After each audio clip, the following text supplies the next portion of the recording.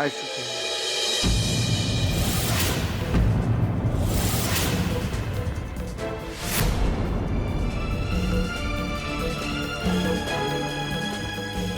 I am really very sorry આજે જે કંઈ પણ થયું એના માટે. એકચ્યુઅલી હું બહુ ડિસ્ટર્બ હતો. તો તે મને હક કર્યું પણ શ્રુતિ હું ખબર નહીં હું તને મારાથી દૂર કરતો ગયો. I don't know why but disturb હતો શ્રુતિ.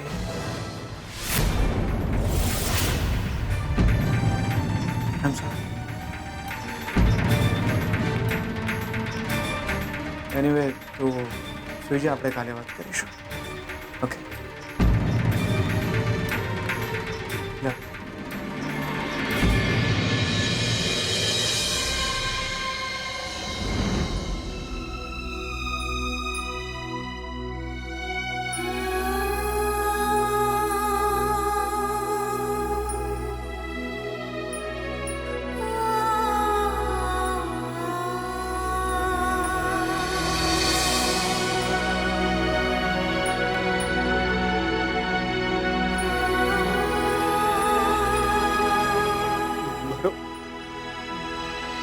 हाथ कितना छुट्टी हो नहीं देवी मां नहीं આવું ના થઈ શકે નહીં એ ને શ્રુતિબેન એકબીજાના થઈ જાય એટલા માટે તો હું દૂર થઈ ગઈ હતી એમનાથી નહીં હું નહીં રહું એમના ચિંતનમાં એમના હૈયે ઘા બનીને નિશાન બનીને આજ પછી હું એમને મન મરી ગઈ.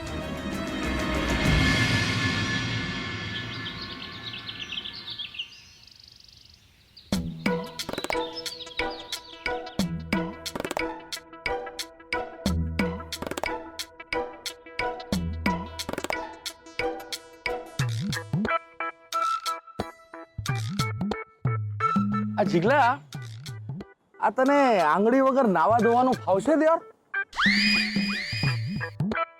દ્યોર અહીંયા આખી લાઈફમાં લોચા પડી ગયા છે, તમને આંગળી નહીં પડી છે?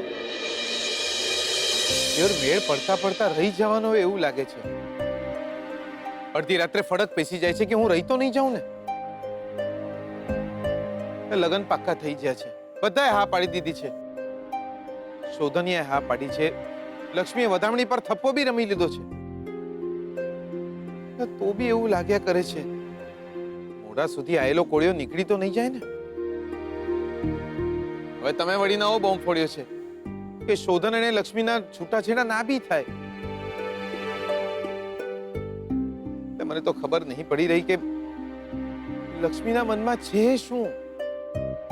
ક્યારેક તો એમ લાગે છે કે લક્ષ્મી મારી જોડે જ લગ્ન કરશે, ક્યારેક એવું લાગે છે કે લક્ષ્મી શોધનને ભૂલી જ નહીં શકે.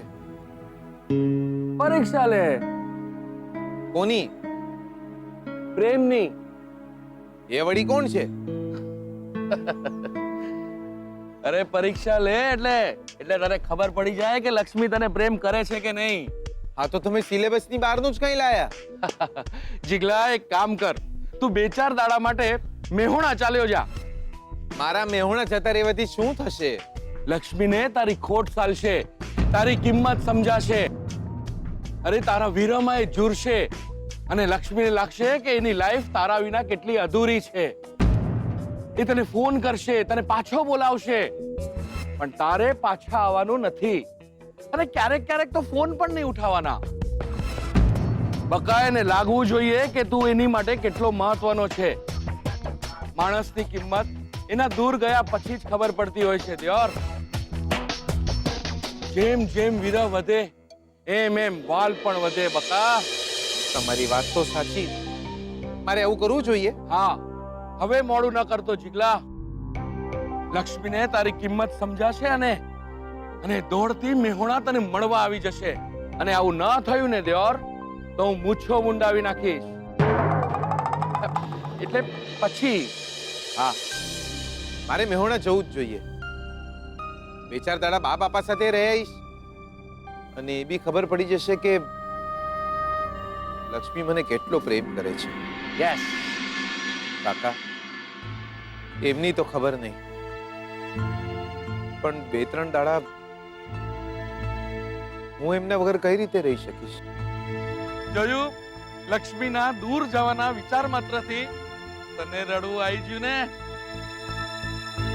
અને તને રડવું આવી ગયું એટલે એને દુઃખ થશે ને. અરે એ જ તો આપણે જોવાનું છે બકા, કે તારા દૂર જવાથી એને રડવું આવે છે કે નહીં.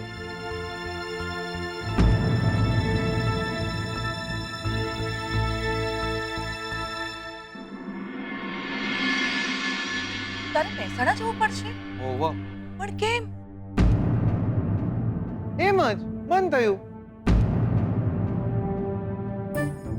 હમણાં માસી રડી પડશે, લક્ષ્મી રોઉં રોઉં થઈ જશે, બંને મને બાજી પડશે અને કહેશે, તું ના જા જીગલા, તું ના જા. અરે પણ આમ અચાનક કેમ? આઠમનો મેળો લાગ્યો છે દિયોર, તો મને થયું કે મેળો બી જતો હોય અને બા બાપાને બી મળતો હોય. અરે વાહ, તો તમારે અત્યારે જ જવું જોઈએ.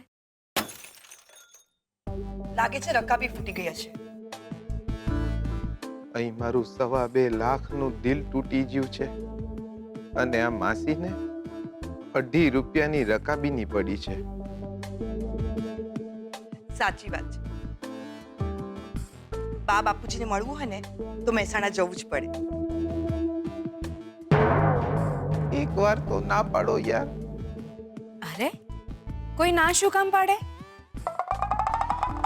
તમે જલ્દી તૈયાર થઈ જાઓ, હું તમારા માટે નાસ્તો બનાવી દઉં છું, એટલે રસ્તામાં જમવામાં કામ લાગશે. સારું. અને સાથે પાણીની બોટલ પણ આપજે. ભલે બેનબા. હા, લક્ષ્મીના નામનું નાઈ નાખવા કામ લાગશે. સૌથી વધારે ખુશ તો ઝરણા થશે, જોજે. માં બનવાની છે ને. સીમંતની તારીખ પણ જાણી લેજે. અમે બધા એ દિવસ આવ. જા, જલ્દી તૈયાર થઈ જા, ગાડી છૂટી જશે નહીતર. જવું પડશે. અરે તમે જલ્દી જાઓ, તૈયાર થઈ જાઓ. જાઓ. સારું.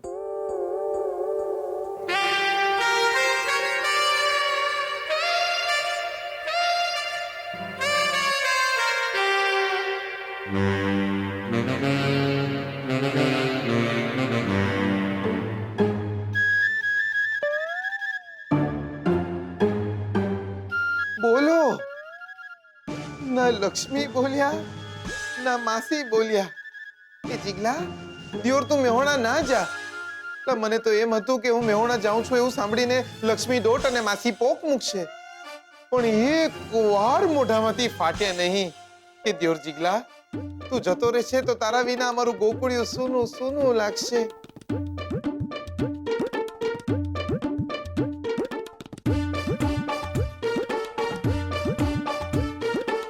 મને તો લાગે છે મારો મેળ પડવાનો જ નહીં દિયોર. એટલે બાકીની લાઈફ મારે બાપાને પાડા જોડે જ કાઢવી પડશે. એલા જીગર આત્મારામ પટેલ, તારી હાલત તો પાણીપુરીની પૂરી જેવી થઈ ગઈ છે. હૈયું તમારું પાણીપુરીની પૂરી જેવું ના રાખતા હો પટેલ. હૈયું તમારું પાણીપુરીની પૂરી જેવું ના રાખતા હો પટેલ. લોકો પાટ ગટકાઈ જઈને કહેશે એક વધારાની આલો ને. જીગલા તારો મેળ નહીં પડવાનો.